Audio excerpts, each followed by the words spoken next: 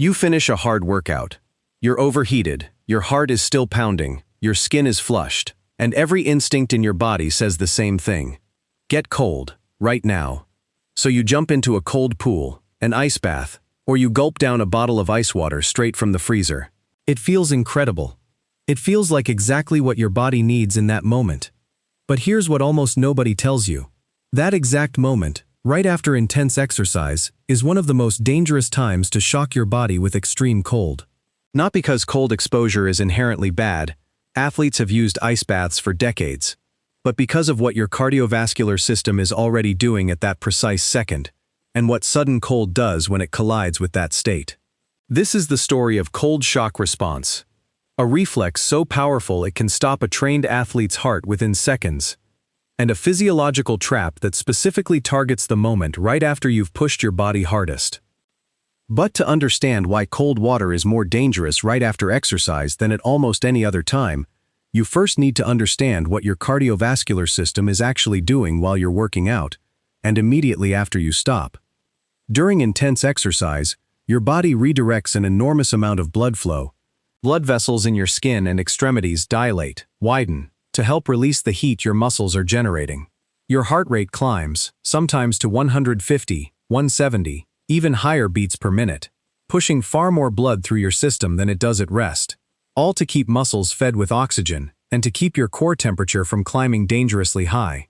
This is a carefully balanced, high-demand state, and it doesn't switch off the instant you stop moving. Your heart rate stays elevated, your blood vessels stay dilated, your entire circulatory system is still running in high gear, coasting down gradually, not instantly. Now introduce sudden, extreme cold into that picture. And this is where a reflex most people have never heard of takes over completely.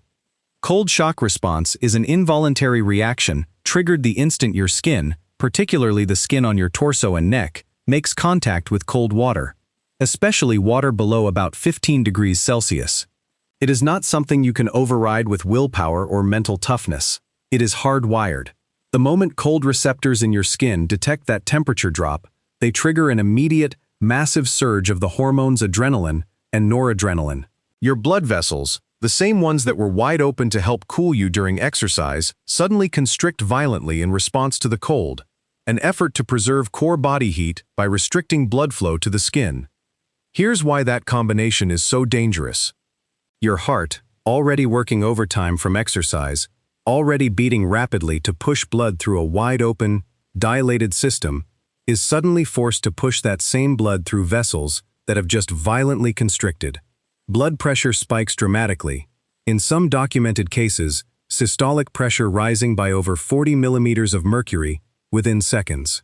Your heart rate, instead of settling down as your body needs it to, after exercise, gets an additional adrenaline-driven surge on top of what exercise already produced. For a heart that's healthy and not already under exercise-induced strain, this cascade is jarring but usually survivable. But for a heart already working near its limit from a hard workout, this second, sudden demand can be the difference between a strong, tolerant cardiovascular system and one that goes into a dangerous arrhythmia, an irregular heartbeat that can, in the wrong conditions, be fatal. This is not a theoretical risk. Cold water immersion deaths, specifically in the minutes immediately following vigorous exercise, are a documented and specifically studied phenomenon in sports medicine and drowning research. Researchers studying open water swimming deaths and post-exercise cold plunges have identified a consistent pattern: cardiac events clustering in the first 60 to 90 seconds of cold exposure, precisely the window in which cold shock response peaks, and the cardiovascular system is least able to absorb an additional sudden demand. There's a second layer to this danger that makes it even more treacherous, and it involves breathing rather than the heart directly.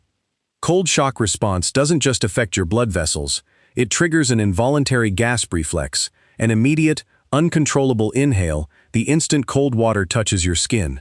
If that gasp happens while your face is underwater, even briefly, even accidentally, you can inhale water directly into your lungs before you've consciously registered what's happening. This is one of the leading mechanisms behind sudden drowning deaths in cold water, deaths that occur not because the person couldn't swim, but because their body physically forced them to inhale at the exact wrong moment. Combine that gasp reflex with a heart already stressed from exercise and from the blood pressure spike of cold shock, and you have layered risk factors stacking on top of each other within the same few seconds: cardiac strain, involuntary gasping, and the physical demands of an already fatigued body, all converging at once. Studies analyzing sudden cardiac deaths associated with cold water exposure have found that a disproportionate number of victims were otherwise healthy, often athletic individuals, not people with known underlying heart conditions. Some research on triathlon deaths, which frequently occur during the swim portion immediately preceding or following intense physical exertion, has pointed specifically to this combination: cold water entry compounding an already elevated cardiovascular demand, as a likely contributing factor in a meaningful percentage of race-related fatalities. There are specific factors that make this risk significantly worse for certain people, and most of them are invisible until the moment they matter. Undiagnosed conditions like long QT syndrome, a hidden electrical abnormality in the heart's rhythm, can remain completely silent for an entire lifetime, never causing a single symptom during normal daily activity, and then trigger a fatal arrhythmia the first time that heart is hit with the combined stress of exercise and cold shock. Alcohol consumption before cold exposure compounds the danger further, since alcohol itself dilates blood vessels and impairs the body's ability to manage the sudden cold-induced constriction, a combination implicated in a number of documented cold water fatalities involving otherwise experienced swimmers. Age plays a role too, though not in the direction most people expect. It isn't only older individuals at elevated risk. Young, extremely fit athletes pushing their heart rate to near maximal levels during training are, in some ways, more exposed, precisely because their exercising heart rate reaches such extreme highs that the subsequent cold shock demand is layered on top of an already more extreme baseline than someone exercising at a moderate pace. There are warning signs that sports medicine researchers point to as red flags: chest tightness, unusual shortness of breath, or a racing heartbeat that feels different from typical post-exercise breathlessness in the seconds after cold entry. These signs are frequently dismissed as simply the shock of the cold itself, when in some cases, they represent the earliest signal of a cardiovascular system in genuine distress. This doesn't mean cold water therapy itself is dangerous for everyone, or that ice baths should be avoided entirely. Elite athletes and sports medicine practitioners use carefully controlled cold exposure regularly, and for most healthy individuals, under supervised, gradual conditions, it carries real recovery benefits: reduced inflammation, reduced muscle soreness. The danger isn't cold water in general.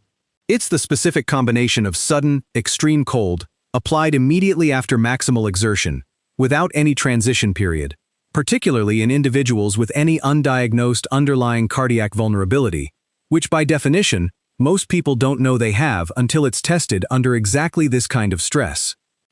Sports cardiologists generally recommend allowing heart rate to come down meaningfully before any cold water exposure, ideally letting it drop toward a more moderate range rather than plunging in while still near peak exertion, and easing into cold water gradually rather than jumping in all at once, giving the cold shock reflex time to fire in a lower stakes way rather than colliding head-on with a cardiovascular system running at full capacity. So why doesn't anyone talk about this the way we talk about the dangers of overheating during exercise? Because cold water feels like relief. It feels like exactly the right instinct in the moment, and for most people, most of the time, it is fine. The rare cases where it isn't tend to be sudden, fast, and easily mistaken for unrelated cardiac events, rather than being connected back to the specific timing of the cold exposure.